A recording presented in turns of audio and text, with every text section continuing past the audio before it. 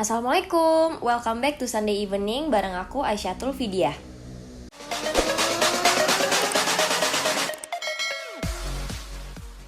Nah, di video kali ini aku bakalan jelasin tentang parts of speech. Mungkin buat teman-teman yang belum tahu apa sih parts of speech. Jadi simpelnya semua kata di dunia ini tuh digolongkan menjadi kategorinya masing-masing. Nah, yang dinamakan dengan kategori-kategori tersebut itu adalah parts of speech atau bagian dari tutur. Nah, parts of speech itu sendiri dibagi menjadi 8 macam. Untuk yang pertama, itu biasa disebut sebagai noun atau kata benda. Selanjutnya yang kedua, ada yang disebut sebagai pronoun atau kata ganti. Kemudian yang ketiga, itu ada verb. Yang keempat ada adjektif. Yang kelima ada adverb. Kemudian ada preposition. Selanjutnya ada conjunction. Dan yang terakhir ada interjection. Nah, aku bakalan jelasin satu-satu apa sih noun, apa pronoun, dan sampai interjection itu sendiri. Tapi di sini aku mau jelasin ke kalian bahwa aku bakalan jelasinnya itu secara umum, bukan secara khususnya. Mungkin nanti secara khususnya, jadi sebenarnya noun itu bisa dibagi menjadi beberapa macam lagi gitu. Cuman aku bakalan jelasin part of speech ini penjelasannya secara umum dulu. Mungkin secara khususnya nanti bakalan aku jelasin di video yang lain. Oke, kalau gitu kita lanjut ke yang pertama, yaitu noun. Apa sih noun? Noun itu merupakan kata benda. Kata benda. Nah, secara umum kata benda itu simpelnya bisa kita bagi menjadi dua kategori ya. Yang pertama itu ada yang terwujud atau berwujud. Artinya kata benda itu bisa kita lihat, bisa kita maybe sebagian ada yang bisa kita sentuh. Misalnya nih dalam bahasa Inggris ada barang-barang yang ada di sekitar kalian dulu deh yang simple. Misalnya ada kursi. Kursi bahasa Inggrisnya chair. Kemudian ada table. Atau ada juga orang, person atau people. Bisa juga people-nya ini disebutkan namanya. Misalnya namanya Joko atau Abdul atau yang lainnya. It's okay, selama dia merupakan kata benda yang berwujud. Kemudian ada juga kata benda yang tidak berwujud. Tidak berwujud artinya kita nggak bisa lihat dia, atau maybe kita hanya bisa membayangkan atau imagine, mungkin ada di pikiran kita tetapi kita nggak bisa sentuh, nggak bisa lihat. Ya, contohnya ada udara atau air dalam bahasa Inggris. Kemudian ada juga misalnya knowledge, ya, knowledge atau idea dan lain-lain. Nah, kita langsung masuk ke contoh kalimatnya nih, ke contoh kalimatnya. Contohnya di sini ada Jackson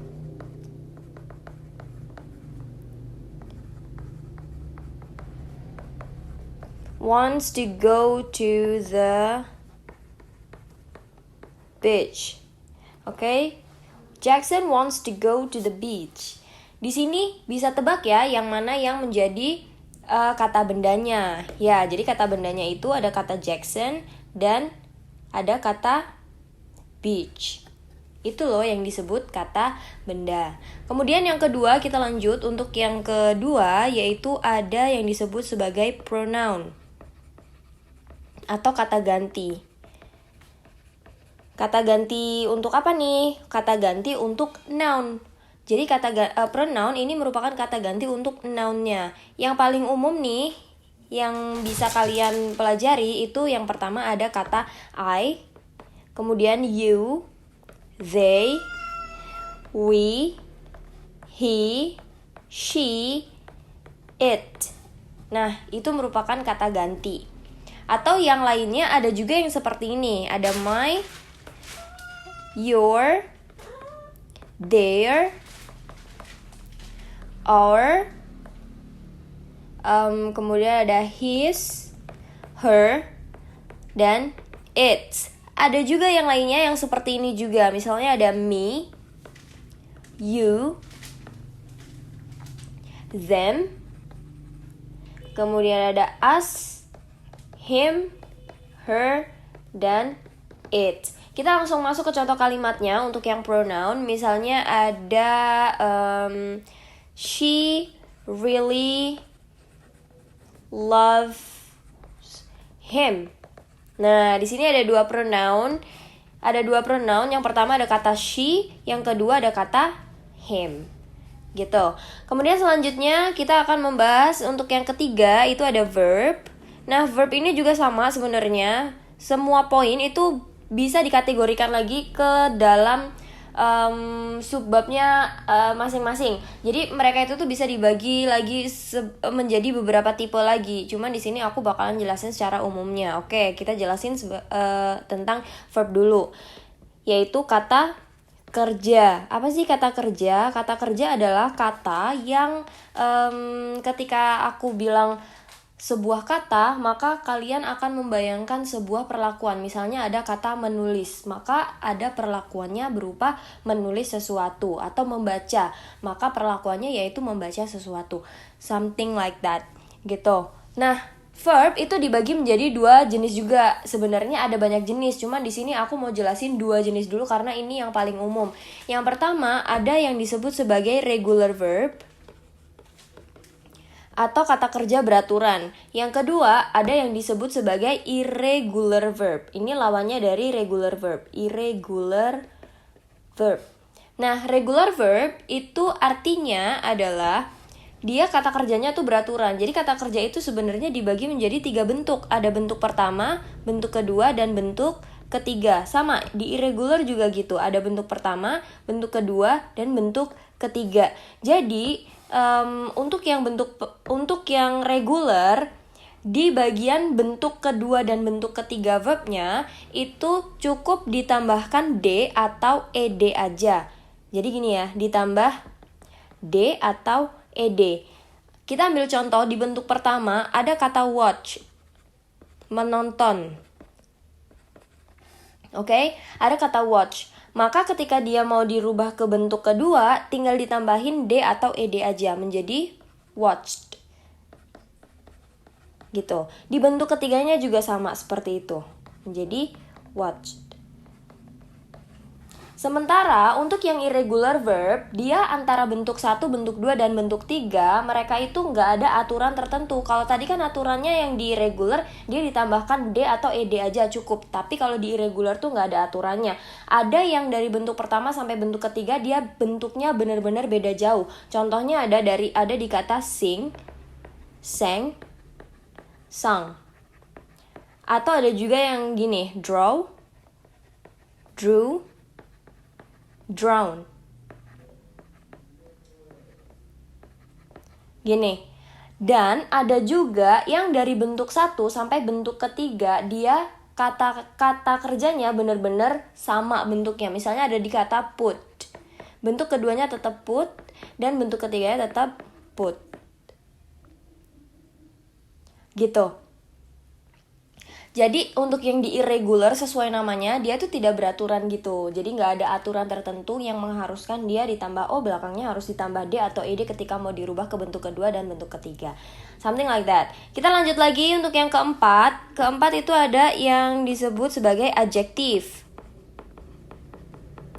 Atau kata sifat. Maksudnya kata sifat itu seperti apa sih? Kata sifat itu contoh-contohnya, kalau dalam bahasa Indonesia aja ya kita sebutinnya supaya simple. Itu ada kata cantik, tinggi, putih, kulitnya misalnya mau bilang kulitnya gelap, atau mungkin dia handsome, ganteng. Kemudian ada gemuk, ada kurus, ada langsing, dan lain-lain. Nah, itu yang disebut sebagai kata sifat. Kita langsung masukin contohnya ke dalam bahasa Inggris deh. Misalnya ada, apa tadi? Ada beautiful. Terus ada handsome. ada tall, ada short, ada apa lagi? Ada banyak ya, dan lain-lain. Nah, kita langsung masuk aja nih ke contohnya. Misalnya di sini ada bilang she is so beautiful. Gitu. Nah, contoh kata sifatnya dalam kalimat ini adalah kata beautiful. Gitu. Kita lanjut lagi untuk yang nomor 5. Yang nomor 5 ada adverb atau kata keterangan. Nah, kata keterangan secara umum sebenarnya dia dibagi menjadi banyak jenis, cuman secara umum saya akan bagi 2 aja di sini, yaitu yang pertama ada yang disebut adverb of time. Adverb of time artinya keterangan waktu. Jadi keterangan waktu yang menunjukkan waktu, bisa ditulis jam, misalnya jam 7 PM. Atau kalau bisa juga nama hari, misalnya Sunday, Monday, or something. Kemudian selanjutnya ada nama bulan, misalnya di bulan August. Gitu. Bisa juga pakai adverb of time seperti yesterday, tonight, today, dan lain-lain. Oke, kita lanjut lagi untuk yang kedua, ada yang disebut sebagai adverb of place. Nah, di sini kita butuh yang namanya bantuan dari preposition. Prepositionnya misalnya ada in, on, at, dan lain-lain. Nah, misalnya nih contohnya kita bisa juga sebutin nama tempatnya, misalnya in the hospital atau in the school. Gitu. Nah, untuk perbedaan penggunaan in, on, dan at mungkin aku bakalan jelasin di video yang lain ya.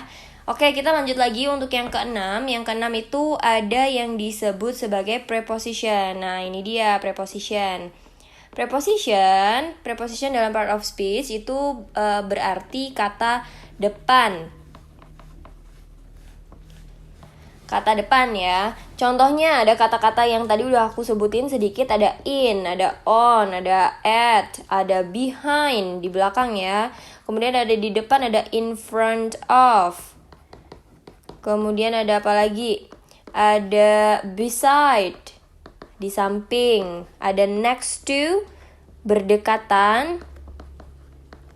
Kemudian ada juga preposition seperti kata before, after, dan lain-lain. Contohnya di sini aku ambil contoh seperti ini.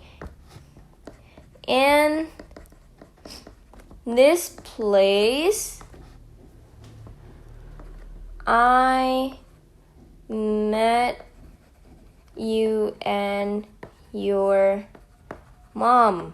Misal. Nah, dari kata ini prepositionnya yaitu yang in this place. Gitu.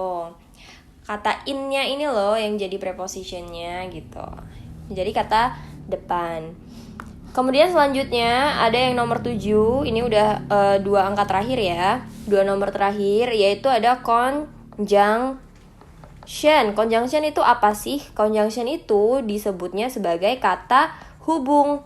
Jadi dia menghubungkan satu hal dengan hal yang lainnya. Contohnya kata hubung itu ada kata apa aja? Ada and, ada but, ada yet, ada so, ada or, ada apa lagi ya, dan lain-lain. Nah, kita masuk lagi nih ke contohnya. Misalnya ada kalimat seperti ini. I like to sing, but she likes to dance. Misalnya. Nah, kata but ini menghubungkan 2 hal yang berbeda. Dua hal yang berbeda tuh maksudnya seperti apa? 2 kalimat. Dalam hal ini yang dihubungkan adalah 2 kalimat. Ada kata I like to sing dengan she likes to dance. Sebenarnya kedua kalimat ini kalau dipisahkan gak pakai kata hubung but, mereka tuh bisa berdiri sendiri gitu. Jadi I like to sing titik. kemudian she likes students titik. Tapi karena ada kata hubung atau conjunction, maka dia dari yang sebelumnya 2 kalimat menjadi 1 kalimat aja gitu. Selanjutnya untuk yang nomor 8 ada interjection. Interjection. Oke, sorry penanya rada nggak mempan ya. Interjection atau kata seru. Kata seru yang seperti apa sih? Misalnya kalau dalam bahasa Inggris itu ada kata Yahoo. Yahoo. Kemudian, kemudian ada bravo.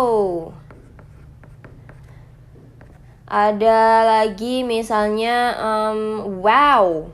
Pokoknya semuanya yang seru-seru deh. Kata seru. Atau oh my god gitu, something like that. Contohnya nih ada wow, congratulations, wow, congratulations. Tuh. Nah ini contoh kalimatnya. Jadi dia memakai kata seru wow gitu. Nah itu dia pembahasan tentang parts of speech sebelum melanjutkan ke materi yang berikutnya. Jadi terima kasih banyak untuk kalian yang sudah menonton. Semoga bisa bermanfaat. Jadi jangan lupa like, comment, dan subscribe channel ini. Dan share sebanyak-banyaknya ke teman-teman kalian supaya video ini bisa bermanfaat untuk banyak orang. Terima kasih. Wassalamualaikum warahmatullahi wabarakatuh.